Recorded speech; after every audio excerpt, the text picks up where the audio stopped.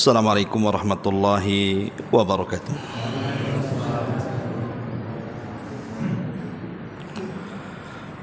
Alhamdulillah wassalatu wassalamu ala Rasulillah wa ala alihi wa sahbihi wa mawalah wa la hawla wa la quwata illa billahi wa ba'du. Alhamdulillah, segala puja dan puji hanya milik Allah subhanahu wa ta'ala. Salawat dan juga salam kita hadiahkan kepada Rasul kita Nabi besar Muhammad sallallahu alaihi wa ala alihi wasallam. Alhamdulillah, di malam ini kembali kita bisa bermuajahah di Tanjung Uban ini. Adapun tema yang kita akan sampaikan di malam hari ini, kita akan membahas tentang lika-liku peristiwa akhir zaman ataupun fitnah-fitnah akhir zaman. Tidak syak lagi bahwa Nabi kita Muhammad sallallahu alaihi wasallam adalah nabi yang terakhir, dan itu dinaskan di dalam Al-Qur'anul Karim. Begitu juga sabda Nabi sallallahu alaihi wasallam yang mengatakan la nabiyya ba'di, tidak ada nabi sesudah. Makanya di antara hikmah kenapa seluruh putra-putra Nabi sallallahu alaihi wasallam tidak ada yang hidup sampai dewasa. Semua putra Nabi itu meninggal di waktu bayi. Karena kata para ulama ada dua penyebabnya. Pertama, kebiasaan Nabi atau kebiasaan para Nabi kalau memiliki anak laki-laki, biasanya anaknya jadi Nabi. Contoh, Nabi Daud punya anak Sulaiman jadi Nabi. Nabi Ishak punya anak Yakub jadi Nabi. Nabi Yakub punya anak Yusuf jadi Nabi. Dan begitu seterusnya. Nah, kalau seandainya putra-putra Nabi SAW hidup sampai dewasa, dikhawatirkan jadi Nabi. Sementara Rasul sendiri sudah mengatakan tidak ada Nabi sesudah. Dan yang kedua, dikhawatirkan manusia akan menyembahnya. Akan terjadi ghulu terhadap orang-orang soleh, apalagi langsung anaknya Nabi. Yang mengaku cucunya Nabi saja di Indonesia ini banyak yang disembah oleh pengikutnya kan. Ya, kita katakan oknum. Sampai ada yang sujud, bahkan bekas langkahnya saja sampai dicium tuh. Padahal sahabat tidak seperti itu juga sama Nabi kan. Dari sini kita tahu bahwa ketika Nabi kita Muhammad sallallahu alaihi wasallam adalah nabi terakhir, secara otomatis berarti umatnya juga umat terakhir. Berarti tidak ada lagi umat setelah kita. Tidak ada lagi umat setelah umat Nabi sallallahu alaihi wasallam. Kalau tidak ada umat lagi setelah umat Rasul, maka sudah kita pastikan bahwa kedekatan hari kiamat antara umat Rasul itu lebih dekat dibandingkan umat sebelumnya. Dan dengan keadilan Allah subhanahu wa ta'ala, Allah subhanahu wa ta'ala tidak membuka peristiwa besar hari kiamat ini datang sekonyong-konyong, tidak. Tetapi dimulai dengan tanda-tandanya. Baik tanda-tanda kecil atau disebut dengan alamatus sughra, ataupun tanda-tanda besar yang disebut dengan alamatul kubra. Tentu alamat-alamat ini tidak terjadi begitu saja. Tapi sebelumnya 14 abad yang silam Rasul sudah bersabda akan terjadi ini dan itu. Lah ketika kemudian betul-betul yang disabdakan itu menjadi sebuah kejadian, menandakan bahwa memang dia adalah seorang nabi, ada alamat nubuahnya, di mana seluruh yang diucapkannya itu menjadi sebuah kenyataan. Dan ketika setiap peristiwa di akhir zaman yang Rasul sabdakan dan menjadi sebuah kenyataan, maka itu tanda bagi kita orang yang beriman, berarti semakin dekat kiamat dengan kita. Bahkan ada sebagian para ulama mengatakan tanda-tanda kiamat kecil ini 90% lebih itu sudah terjadi. Hanya 10% kurang saja yang belum terjadi. Tinggal menunggu alamat kiamat yang besar. Lah di antara huru-hara ataupun peristiwa-peristiwa ataupun fitnah-fitnah yang terjadi sebelum tanda-tanda kiamat besar, bahkan sebelum kiamat besar itu sendiri, itu sangat banyak sekali. Maka tema di malam hari ini kita akan mencoba menggali beberapa peristiwa besar yang mengkhawatirkan manusia, bahkan bisa menggoyahkan iman manusia apabila peristiwa ini terjadi. Saya mulai membacakan satu hadis dari seorang sahabat yang dikenal dengan Sirrun Nabi sallallahu alaihi wasallam, sahabat pemegang rahasia Nabi. Siapa dia? Hudzaifah bin Yaman, sahabat Hudzaifah bin Yaman. Itulah satu-satunya sahabat yang dipercaya Rasul untuk merahasiakan rahasianya. Lah Hudzaifah bin Yaman ini dia sangat faham dengan hadis-hadis fitnah. Karena dia bercerita sendiri dalam kehidupannya, ketika manusia bertanya kepada Rasul tentang kebaikan, justru aku bertanya kepada Rasul tentang keburukan. Ketika ditanya soal itu, maka Hudzaifah mengatakan karena dia takut kalau dia tidak mempelajari keburukan, hanya bertanya soal kebaikan, jangan-jangan satu hari keburukan akan menimpa kita. Karena orang yang tidak bisa membedakan mana baik mana buruk itu pasti terjerumus kepada keduanya. Makanya ada istilah arabtu syarra la li syarri walakin litawaqqihi wa man lam ya'rifu syarra minal khairi fawaqa'a fi. Aku mempelajari keburukan itu bukan untuk diamalkan, tapi mempelajari keburukan itu supaya mudah ditinggalkan. Karena orang yang tidak mengenal mana baik mana buruk pasti terjerumus kepada keduanya. Itulah Hudzaifah bin Yaman, satu-satunya sahabat yang paham tentang hadis-hadis fitnah. Ma'asyiral muslimin wal muslimat rahimakumullah. Satu hari Hudzaifah bin Yaman bercerita, ketika itu Hudzaifah sedang berkumpul-kumpul bersama Amirul Mukminin Umar bin Khattab radhiyallahu an. Jadi Umar bertanya kepada para sahabat di zamannya ketika dia menjadi khalifah, ayyukum sami'a Rasulullah sallallahu alaihi wasallam yudzakkirul fitana. Kata Umar, siapa di antara kalian yang pernah mendengar Nabi sallallahu alaihi wasallam menyebutkan tentang fitnah-fitnah? Faqala qaumun, maka berkatalah para sahabat, nahnu sami'nahu, kami mendengarnya wahai Amirul Mukminin. Faqala la'allakum ta'nuna fitnatar rajuli fi ahlihi wa jarihi.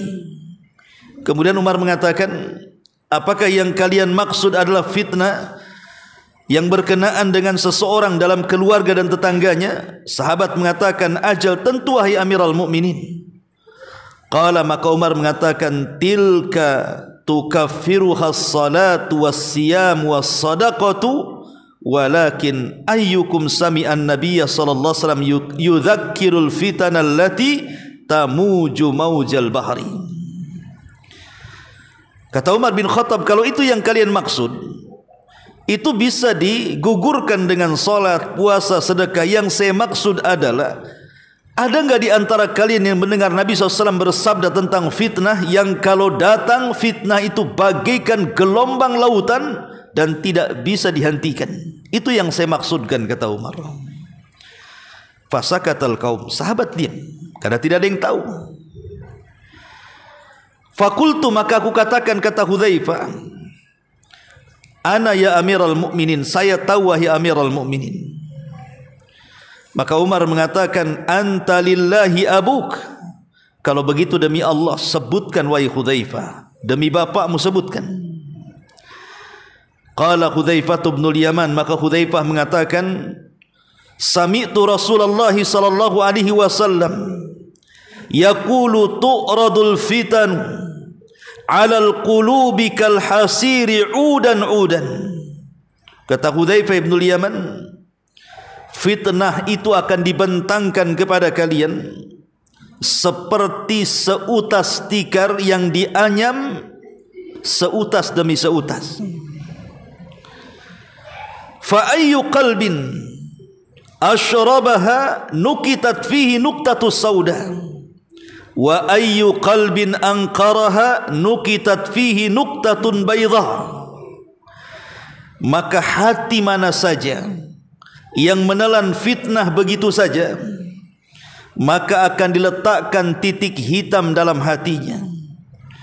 Tapi hati mana saja yang mengingkari fitnah itu, dia tolak fitnah itu masuk ke dalam hatinya, maka akan diletakkan titik putih dalam hatinya. Hatta tasira 'alal qalbaini 'ala abyad mithli as-safai fala tadurruhu fitnatun madamatis samawat wal ard wal akhar aswad murbadan kal quzi muzahiyan la ya'rifu ma'rufan wa la yunkiru munkara. Maka ketika itu hati manusia akan terbelah menjadi dua. Ada hati yang berwarna putih sekali, sangat bersih sekali, dan hati itu tidak akan dimadaratkan oleh fitnah selama tegak langit dan bumi. Tapi ada hati yang hitam kelam, laksana gelas yang ditumpahkan, laksana gelas yang dibalik. Ini gelas ini, kalau posisi seperti ini, lubangnya masih ada di atas. Tapi kalau dibalik, itu tidak ada lubangnya di baliknya tuh. Seperti gelas yang dibalik, nggak ada lubangnya tuh.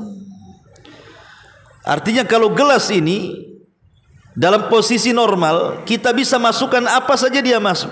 Maknanya hati ini kalau terbuka, nasihat mudah diterima, hidayah mudah diterima. Tapi kalau hati tertutup seperti gelas yang ditumpahkan itu, mau masuk dari mana hidayah?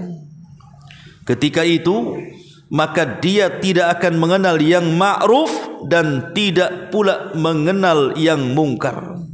Illa ma usyriba min hawa, kecuali dia akan mengikuti apapun yang dikehendaki hawa nafsunya. Ma'asyiral muslimin wal muslimat rahimani wa rahimakumullah. Lihatlah hadis ini. Nabi SAW ketika menyebutkan fitnah atas lisan Hudzaifah ini, Nabi mempermisalkan dengan tikar yang dianyam. Kemudian Nabi SAW mengatakan, fitnah ini berkaitan erat dengan hati. Kenapa Nabi SAW berbicara soal hati ketika bicara fitnah? Ada apa dengan hati? Karena fitnah itu muncul, itu disebabkan hati. Ingat bahwa di badan manusia ini, sebagaimana Nabi SAW mengatakan, ala wa inna fil jasadi mudghah idza saluhat saluhal jasadu kullu wa idza fasadat fasadal jasadu kullu ala wahiyal qalbu. Pada jasad manusia itu kan ada segumpal daging. Kalau dia baik, maka akan memperbaiki seluruh badannya. Tapi kalau dia tidak baik-baik saja, dia jahat, maka juga akan mempengaruhi seluruh badannya, mengikuti hatinya menjadi jahat. Jadi Nabi SAW ketika menyebutkan soal fitnah itu ada kaitan dengan hati. Karena hati ini kalau bersih, maka akan mengangkat derajat orangnya. Tapi hati ini kalau kotor, maka akan menghinakan manusianya. Ketika Allah Subhanahu wa taala berfirman dalam surah At-Tin, Allah mengatakan wattini wazaitun wa turi sinina wa hadzal baladil amin laqad khalaqnal insana fi ahsani taqwim thumma radadnahu asfala safilin. Laqad khalaqnal insana fi ahsani taqwim. Ada manusia-manusia itu yang diciptakan oleh Allah Subhanahu wa taala fi ahsani taqwim, memang sebaik-baik bentuk, seindah-indah bentuk, semulia-mulia bentuk. Itu karena hati yang mengangkatnya. Tapi ada manusia itu yang kemudian dihinakan oleh Allah Azza wa Jalla, thumma radadnahu asfala safilin. Kemudian kami akan rendahkan serendah-rendahnya. Itu karena hatinya buruk. Jadi hati baik itu bisa mengangkat derajat, hati buruk itu bisa menghilangkan derajat, artinya menghinakannya. Lah ketika Nabi SAW ketika bicara fitnah disambungkan dengan hati. Karena kalau seandainya hati kita ini bersih, ikhwan, maka tidak mudah menerima fitnah. Maka fitnah itu tidak akan memadaratkan kita.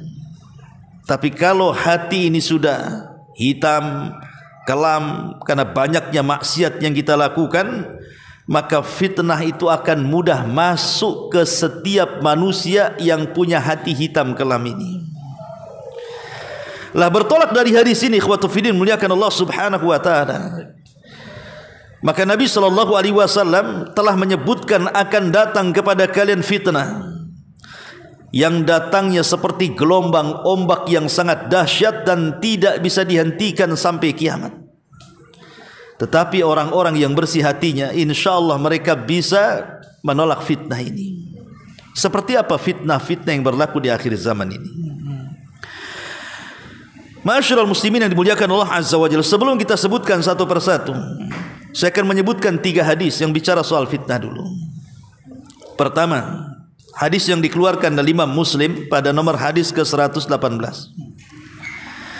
Nabi SAW mengatakan badiru bil a'mali fitanan kakita'il laylil mudlim yusbihur rajulu mu'minan wa yumsi kafira wa yumsi mu'minan wa yusbihu kafira yabi'u dinahu bi aradin minad dunya.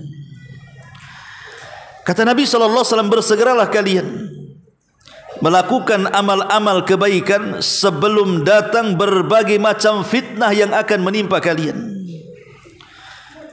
di mana fitnah itu akan datang seperti potongan malam yang sangat gelap gulita. Antum kalau malam berjalan tidak ada penerangan sama sekali, pasti nabrak-nabrak. Enggak mungkin enggak nabrak-nabrak. Mungkin kesandung batu, mungkin nabrak tiang, mungkin nabrak orang, mungkin nabrak barang, macam-macam. Orang namanya gelap. Ya. Lah fitnah itu diibaratkan oleh Rasul seperti gelapnya malam tuh. Orang bisa nerjang, bisa kena sama fitnah itu. Di mana ada orang-orang itu di pagi hari dia mukmin, malam hari sudah kafir.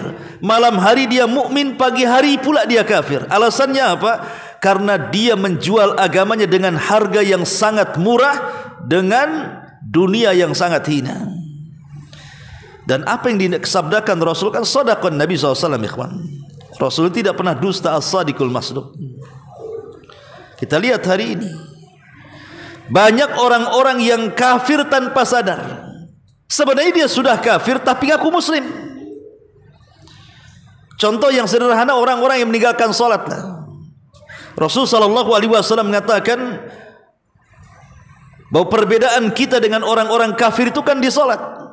Kemudian Rasul mengatakan faman tarakaha faqad kafar. Siapa yang meninggalkannya dia bisa kufur.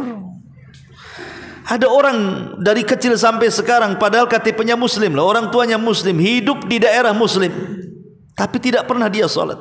Tapi kalau ditanya agamamu apa? Islam. Kalau kita katakan enggak kamu Yahudi, marah dia. Ya.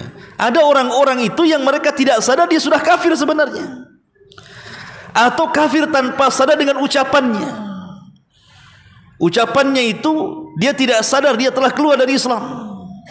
Seperti orang yang mengatakan, yang dikatakan orang-orang liberal, bahwa hukum di luar daripada Islam itu jauh lebih baik dibandingkan hukum Islam. Karena hukum Islam ini katanya sebagiannya ada yang sadis seperti potong tangan, rajam, itu sadis sekali katanya. Berarti masih baguslah hukum-hukum yang diterapkan barat itu. Ini kalimat ini bisa kufur karena dia sudah merendahkan Al-Quran dibandingkan hukum-hukum manusia. Allah yang menciptakan kita, Allah yang menurunkan Al-Quran untuk kita, tentu Allah yang paham maslahat kita. Kenapa kemudian ada sebagian manusia sok tahu dengan maslahat orang lain, membuat undang-undang kemudian dikatakan bahwa undang-undang saya lebih baik dibandingkan Al-Quran? Nah, ini kan bisa kufur tanpa sadar, ikhwan. Atau orang yang mengatakan bahwa seseorang itu punya kemerdekaan dalam memilih agama. Semua agama sama, Anda mau Muslim silakan, mau Nasrani silakan, mau Yahudi silakan, mau Hindu silakan, mau Buddha silakan. Ada orang-orang yang berpemahaman seperti ini. Anehnya yang ngomong seperti ini seorang Muslim dan ngaku Muslim dia. Itulah yang kita katakan Islam liberal tuh. Yang mengatakan semua agama sama. Tapi yang mengatakan semua agama sama kalau disuruh masuk Nasrani tak mau juga dia. Atau kalau seandainya kita suruh berwasiat, kamu yang mengatakan semua agama sama, cobalah berwasiat, kalau seandainya saya mati, saya siap dibakar, kemudian siap dikuburkan di pekuburan mana saja. Enggak mau juga dia berwasiat seperti itu, karena fitrah itu menolaknya, ikhwan. Lah ada orang-orang itu yang kufur tanpa sadar gitu, baik dengan ucapannya atau dengan perbuatannya. Atau mungkin yang di masyarakat lah yang mudah. Ada, kalau di Batam banyak, kalau di Tanjung Uban saya tak tahu. Kalau di Batam tuh banyak orang murtad hanya gara-gara faktor ekonomi. Kawin dengan orang Singapura, kawin dengan orang Australia, kawin dengan orang Barat. Ini wanita ini muslimah, hanya gara-gara kawin sama bule, dia memilih agama bulenya tuh. Itu banyak sekali di Batam tuh. Jadi kristenisasi itu luar biasa lewat pernikahan, lewat ekonomi itu. Lah ini salah satu dari fitnah yang disabdakan Nabi SAW di sini. Makanya Rasul mengatakan badiru bil a'mali fitanan. Segeralah kalian beramal saleh, belajar beramal saleh. Sebab kalau kita ini memiliki ilmu, kemudian kita amalkan ilmunya, insyaallah fitnah-fitnah kemurtatan itu bisa kita tangkal. Yang lebih aneh lagi, ada pernyataan seorang wanita itu di Batam tuh, ya. Dia mengatakan, dulu waktu saya masih muslim, masih muslimah katanya, hidup saya tidak tenang. Setelah saya masuk Nasrani, bolak-balik masuk gereja, kok hidup saya tenang hari ini katanya. Kok bisa dia ngomong begitu coba? Ya karena semasa dia muslimah, dia tidak pernah ke masjid, dia tidak pernah hadir di majelis ta'lim. Setelah dia pindah agama, baru rajin pula di agama barunya. Ya wajar dia ngomong gitu, itulah setan namanya. Masih was-was. Coba kalau seandainya ketika dia masih muslimah, dia datang ke masjid, kemudian dia belajar agama dengan benar, tidak mungkin dia ngomong begitu. Ya, ini fitnah, ikhwatu fiddin, muliakan Allah Azza wa Jalla. Ini hadis yang pertama. Hadis yang kedua, hadis ini dikeluarkan Imam Ahmad, Hakim dan juga Bazzar serta Imam At-Tabrani, dan sebagian ulama menghasankannya seperti Syalbani rahimahullahu taala. Dari Abbas Al-Ghifari radhiyallahu an, Rasul bersabda, badiru bil a'mali sittan, wa fi riwayah badiru bil mauti sittan.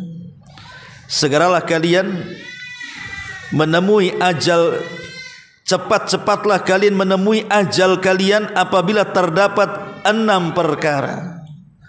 Artinya jangan sampai ketika kita hidup menemui 6 perkara. Dalam riwayat, bersegeralah beramal sebelum datang 6 perkara ini, karena dikhawatirkan 6 perkara ini akan menerjang siapa saja.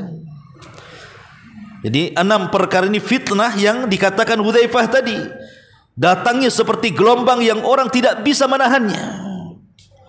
Apa 6 perkara itu? Maka Nabi SAW mengatakan, imra'atus sufaha. Pertama, pemerintah yang dipegang oleh orang-orang jahil. Umara sufaha, pemerintah yang dipegang orang jahil. Pemerintah ini adalah pengeluar kebijakan, ikhwan. Kalau yang berdiri di atasnya itu orang-orang cerdas, orang-orang yang layak memang punya kecerdasan, kepiawaian dalam memimpin, maka akan membawa maslahat kepada rakyatnya. Tapi kalau seandainya yang memimpin itu orang jahil, orang bodoh, tidak punya pengalaman, tidak punya ilmu, itu bukan memperbaiki negara, ikhwan, pasti akan merusak agama. Bukan hanya negara dirusak, agama dirusak. Dan ini fitnah. Karena mereka pasti akan berfatwa tanpa ilmu kan. Membuat kebijakan dan undang-undang itu terkadang bukan pro rakyat, pro mereka. Akhirnya rakyat ini hanya dituntut memberikan hak kepada mereka, tetapi mereka tidak mampu untuk memberikan hak kepada rakyatnya. Dan itu sudah terjadi hari ini. Kita bisa rasakan hari ini bagaimana sulitnya hidup di kalangan bawah dan senangnya hidup dari kalangan atas itu. Nah ini gara-gara apa? Pemimpin-pemimpin jahil. Pemimpin-pemimpin jahil inilah yang menjadikan susahnya masyarakat. Ini fitnah. Yang dikhawatirkan pemimpin jahil ini terkadang akhirnya apa? Membuat aturan-aturan yang merugikan agama. Oke lah kalau fitnah dunia ini paling tinggi kematian selesai. Tapi kalau fitnah agama ini beda. Makanya Nabi SAW sampai berdoa dalam doanya itu, Allahumma la taj'al musibatana fi dinina. Ya Allah, jangan kau jadikan musibah ini menimpa agama kami. Sebab kalau sudah agama yang ditimpa, pengajian dibubarkan, mau bangun masjid tidak boleh, harus dirobohkan. Kan masalah, ikhwan. Ya. Orang mau berdakwah dihalang-halangi. Tapi kalau di luar Islam, gereja-gereja pula dilindungi. Repot kalau udah kayak gini nih. Ya. Ini kan musibah agama namanya. Dari mana coba? Ini karena dari para pemimpinnya masalahnya.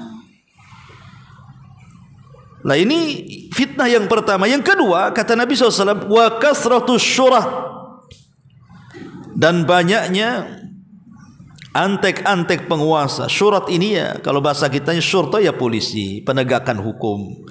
Ya polisi, TNI, Polri kalau di kita ini kan, hakim dan begitu seterusnya. Kenapa banyaknya mereka dianggap fitnah? Karena berarti ketika banyaknya jumlah kepolisian atau TNI dan yang begitu seterusnya, berarti keamanan tidak terkendali, sehingga harus diperbanyak polisinya kan. Sebab kalau seandainya aman-aman saja, buat apa banyak polisi? Kalau aman loh ya. Ketika tidak aman berarti memang harus diperbanyak jumlah mereka kan itu, supaya banding itu. Kalau enggak ya rusuh di mana-mana. Lah ketika banyaknya mereka, banyaknya polisi ini, maka akan muncul banyak kezaliman, baik di pihak yang memegang hukum ataupun rakyat yang ditegakkan hukum padanya. Kemudian juga wa bai'ul hukmi, jual beli hukum. Dan ini yang terjadi. Bagaimana kasus-kasus penyogokan di pengadilan-pengadilan kan itu, supaya kasusnya dibebaskan, supaya kasusnya diringankan. Kadang orang yang tidak berkasus dibuat kasus. Orang yang tidak bersalah akhirnya disalahkan. Orang yang tidak berhak di penjara dimasukkan ke dalam penjara. Orang yang tidak berhak di hukuman mati akhirnya dihukum mati. Ada orang yang salah tangkap sengaja ditangkap untuk dikorbankan. Nah itulah jual beli hukum, ikhwan, bahaya. Ini fitnah. Kemudian juga wastighfafan bidam. Yang keempat, memudah-mudahkan urusan darah. Dan sekarang yang namanya pembunuhan itu setiap hari saya lihat di YouTube itu. Karena sekarang kan orang jarang nonton TV kan. Orang paling berita di YouTube sekarang ini. Setiap hari ada orang memberitakan itu orang mati. Entah kena jamret dibunuh, kena rampok dibunuh, entah urusan waris, ahli waris bunuh-bunuhan, entah antar geng dengan geng, geng motor dengan geng motor, entah dengan masyarakat dengan aparat, macam-macam. Ada yang mati karena bunuh diri. Kalau antum ke Batam, di Barelang itu sampai ada spanduk, jangan bunuh diri di sini katanya. Karena banyaknya orang yang loncat di situ. Dan kebanyakan kasusnya gara-gara judi online. Di sana itu sampai besar spanduknya, dilarang bunuh diri di sini katanya. Nggak tahu jembatan sini ada nggak? Kalau jembatan sini cebur nggak mati. Karena di Batam ada yang gagal juga bunuh diri itu. Dia udah nyemplung rupanya bisa berenang, tak mati, gagal. Akhirnya ditolong sama tim SAR itu. Ada juga yang gagal bunuh diri. Jadi ketika mudah dengan urusan darah ini, seperti mamanya bayi-bayi yang mungkin dihasilkan dari perzinahan, karena malu akhirnya ditaruh di tong sampah. Itu di Batam berapa kali kasus itu. Bayi ditaruh di kresek, di kardus, ditaruh tong sampah. Pernah juga di daerah Bengkong itu mana itu ditaruh di pangkalan ojek gitu. Ya, naudzubillah kan itu. Nah ini bentuk fitnah-fitnah akhir zaman. Wa qati'atur rahim. Kemudian banyaknya orang yang memutus tali silaturahim, di mana anak sudah enggak kenal bapaknya, bapak mengusir anaknya, saudara udah enggak kenal saudaranya, musuhan di mana-mana. Ini sudah banyak terjadi. Kemudian wa nash'an yattakhidunal Qur'an mazamir yuqaddimunahu yughannihim wa in kana aqalla minhum fikha. Dan banyaknya orang mengundang para qari, para pakar-pakar Quran diundang untuk membaca Quran, bukan untuk direnungkan bacaannya, hanya dinikmati lagunya. Kan itu yang banyak tuh. Antum datangkan qari, kemudian dia baca Quran, kemudian melengking-lengkinglah suaranya, mendayu-dayu sehingga orang itu bisa menangis. Bukan isi Quran yang ia tadaburi, tetapi lagu yang menyayat hati itu yang meneteskan air mata dia tuh. Akhirnya apa? Ketika selesai ngaji nggak ada pengaruh kan? Apa pengaruhnya selesai ngaji? Yang antum menikmati suaranya. Lain kalau menikmati isinya, pasti akan ada pengaruhnya tuh. Karena Quran itu diturunkan bukan hanya dibaca bacaannya, tapi lebih daripada itu direnungkan isinya. Makanya ada istilah kepada ulama itu fahmul hudud khairun min fahmil huruf. Memahami batasan-batasan Al-Quran itu, maksudnya isinya dengan mempelajari tafsir, merenungkannya, itu jauh lebih baik dibandingkan hanya memahami huruf per huruf bacaan Quran saja. Ya bagus orang itu mempelajari tajwid, tahsin dan begitu seterusnya. Karena setiap orang membaca Quran itu walaupun tidak paham maknanya, satu huruf 10 kebaikan. Tapi harusnya lebih daripada itu, Quran itu diturunkan untuk direnungkan, bukan hanya sekedar dibaca. Yang lebih celakanya itu ada orang sudah tidak baca, sudah enggak merenungkan, cukup dibuat kaligrafi, ditempel pula di tembok. Enggak diapa-apain, ditempel. Ya. Kadang-kadang banyak pula itu ayat kursi itu di dapur ada, ruang tengah ada kan itu, ruang tamu ada. Ditanya untuk apa nih ayat kursi? Ngusir setan Ustaz katanya. Setan tidak takut dengan kaligrafi, kawan. Ya. Setan itu takut kalau antum baca ayat kursi. Nah, baru dia takut dia. Kalau dipampang gitu tidak takut setan itu. Apalagi ayat kursinya itu berbelit-belit tak bisa dibaca. Cemana pula setan makin apa ini kaligrafi? Saya pernah masuk ke rumah orang itu nggak bisa dibaca tuh. Ini apa? Setelah orangnya ngomong itu ayat kursi Ustaz, baru ngeh saya. Saking kayak belutnya melintir-lintir itu, saya tidak paham tuh kaligrafi kayak gitu. Ya. Ma'asyiral muslimin yang dimuliakan Allah Subhanahu wa taala, ini hadis yang kedua. Hadis yang ketiga, Nabi SAW mengatakan, hadis ini sebagian ulama melemahkan, tapi ada juga yang menghasankan. Nabi SAW mengatakan dari hadis Abi Hurairah radhiyallahu anhu, dikeluarkan Imam Tirmidzi, nomor hadis ke 2306. Kata Nabi SAW, badiru bil a'mali sab'an. Bersegeralah kalian beramal sebelum datang 7 perkara. Kata Nabi SAW, hal tantadiruna illa faqran munsiya, au ghinan mutghiya, au maradan mufsida, au haraman mufannida, au mautan mujhiza, au dajjal fasyarru ghaibun yuntadhar, au sa'atu fasa'atu adha wa amar.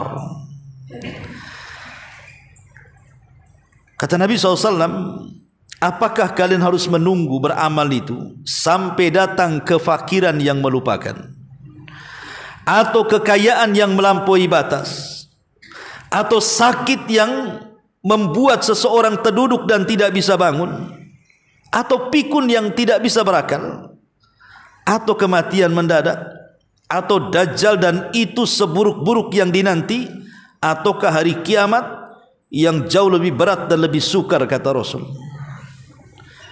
Apa maknanya hadis ini? Ada orang-orang ikhwatu fiddin ketika diberikan keleluasaan harta oleh Allah, kemudian diingatkan untuk sholat, untuk puasa, untuk baca Quran, hadir di majelis ta'lim, lagunya nanti-nanti. Sampai ketika Allah takdirkan kekayaannya hilang, jadilah dia orang fakir, dan kefakiran itu bisa melupakan, ikhwan. Ingat, kefakiran itu bisa melupakan. Ada orang meninggalkan sholat alasannya fakir. Ada orang meninggalkan pengajian alasannya fakir. Kalau kita tanya, akhi, kemana kau tidak hadir di pengajian? Aduh, kalau saya hadir di pengajian, anak saya, istri saya makan apa? Itu alasannya kan. Akhirnya tak ngaji dia. Alasannya itu fakir. Kok nggak nampak di masjid? Itulah, kalau saya ke masjid, tak bisa saya ngasih makan anak saya, istri saya. Jadi kefakiran jadi alasan dia tidak beramal. Apa menunggu seperti itu? Kalian itu meninggalkan amal. Okelah, selamat dari yang pertama, Anda tidak fakir yang melupakan. Tapi yang kedua, ghinan mutghiya, Anda kaya. Tapi ingat, kekayaan ini bisa melampaui batas. Ketika fakir, Anda berpikir, kalau saya kaya, saya bisa bangun masjid, saya bisa bangun pesantren, saya bisa umroh, saya bisa nyumbang ini, nyumbang itu, bantu ini, bantu itu. Dia pikir dia bisa mengatur hartanya. Setelah kaya, harta pula yang mengatur dia tuh. Lupa tuh janji-janji ketika fakir itu. Lupa, ikhwan. Karena harta itu sirru tughyan, itu rahasia bejatnya orang itu harta. Sekelas Qarun yang luar biasa menguasai Taurat saja, sampai disebut Munawwir dalam sejarah itu. Orang kalau membaca Taurat itu paling indah suaranya. Qarun itu dipanggil kemana-mana untuk baca Taurat tuh. Waktu fakir, ketika jadi kaya, bukan hanya Taurat dicampakkan, Nabi Musa dimusuhi dia. Akhirnya Allah katakan, fa khasafna bihi wa bidarihil ardha, kami tenggelamkan korban seluruh kekayaannya. Makanya Allah mengatakan, kalla innal insana la yatgha an ra'ahu staghna. Sekali-kali manusia itu mudah melampaui batas ketika kekayaan dibuka di hadapannya. Karena biasanya kalau masih usahanya belum nyabang, masihlah hadir pengajian seminggu sekali atau sebulan sekali. Nanti kalau sudah ada cabang di Batam gitu kan, kemana kok tak hadir? Aduh, baru buka cabang di Batam. Ya terpaksalah kalau hadir. Nanti buka lagi cabang di mana? Di Medan sana. Makinlah jauh lagi dari pengajian lagi gitu. Makin banyak cabang, makin hilang dia. Makin gak kenal orang pun deh. Ada kekayaan itu yang melupakan. Yang lebih aneh lagi, kadang-kadang ada orang yang sudah berumur ya, mungkin umurnya sudah 60-70 tahun, dia kaya raya, tapi bukannya berhenti mencari dunia, malah justru di usia-usia itulah produktifnya mengembangkan kekayaannya tuh. Makin sibuk dengan dunia itu malah. Nah itu disebut ghinan mutghiyah. Oke, Anda selamat, Anda tidak fakir yang melupakan, tidak juga kaya yang melampaui batas.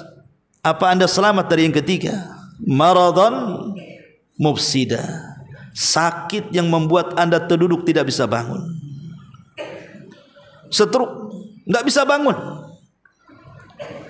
Anda kaya, punya uang, cukup untuk umroh, mana bisa umroh orang sakit. Ingin ke pengajian tak bisa, ingin apa-apa tak bisa orang sakit itu, ikhwan. Jangankan itu, ingin melihat kekayaannya saja tidak bisa. Orang sakit itu harus dipapa, nengok mobilnya, apalagi cerita untuk ibadah. Okelah, Anda selamat, tidak sakit. Tetapi apa selamat yang keempat? Haraman mufannida, Anda dipikunkan oleh Allah Azza wa Jalla. Orang pikun hilang akalnya. Ya, sudah makan belum? Padahal udah 3 kali. Orang pikun tuh. Puasa padahal tak puasa. Ya, itu orang-orang pikun kan itu kan.